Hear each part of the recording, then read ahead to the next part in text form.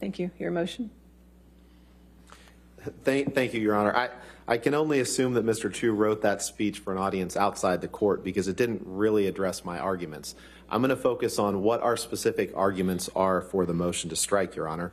Mr. Chu spent almost 30 minutes of the court's time talking about the disputed evidence of physical abuse in this case, which Ms. Heard hasn't even put on her case, and I can tell you she's not the abuser, and if the case moves forward, she and her witnesses will put on even more evidence of the physical abuse she suffered at the hands of Mr. Depp. But that's not the basis for our motion right now, Your Honor.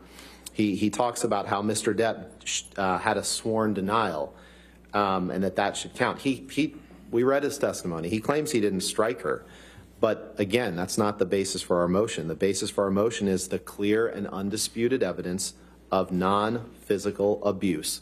By his definitions, by his standards, by the standards of his expert, there is no dispute that Mr. Depp abused Amber. And therefore, if he did it even one time, there is no dispute that even under their theory of the case, the implication that they want the jury to draw from the article, which again, I'm not arguing for the purposes of today, because under the legal standard, I'm not going to argue that. I'm not going to waste the court's time with that.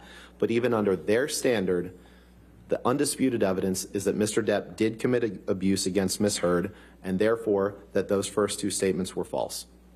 That's our argument on that. As to the headline, it's funny, Mr. Chu, we played 2 or 3 hours of an ACLU deposition, and now he says, well, that wasn't our witness. It was his witness, Your Honor. He just spent 10 minutes talking about what Mr. Doherty said, and Mr. Doherty testified that the Washington Post wrote the headline. That is the only evidence, Your Honor. I understand he says, well, Exhibit 1 has her name on it. Exhibit 1 has her name on it. But the only evidence in this case about who wrote that headline is Mr. Doherty's testimony. It is undisputed. They could have put anyone else on. They could have called Ms. Heard for that because that was not part of the stipulation at the pretrial conference. It was only the tweet that we talked about, Your Honor, and they chose not to do that. Now, Ms. Heard will testify she didn't write that headline, so it wouldn't have helped them.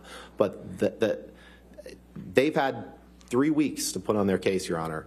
They've controlled the playing field of evidence. There is no dispute that Ms. Heard did not write that headline.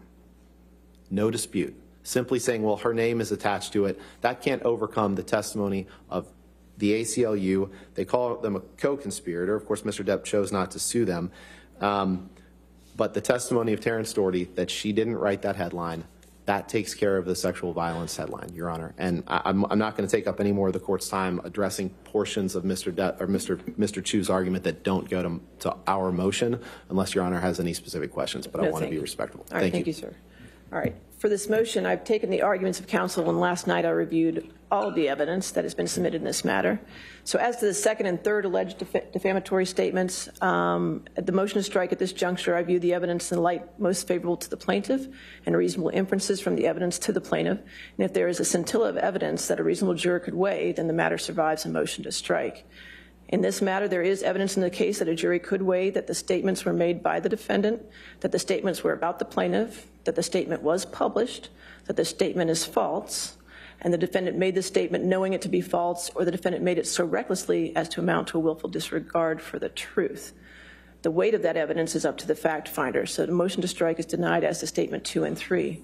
The motion to strike as to statement 1, I'm going to take under advisement because if it's not a stipulation, I'm not sure what it is, but there seems to be an agreement that the tweet of Ms. Heard is part of the plaintiff's evidence, which is not in evidence at this point. So I can't rule on that statement whether or not it is just a tweet or if it's some sort of republication or something. I don't know because I haven't seen it yet. So as to the motion to strike on statement 1, I'm going to take under advisement because ruling on it now, it would be premature because I just don't have that evidence in the case, okay? Thank you very much, Your Honor. All right. Since it's 12:30, you want to just take lunch?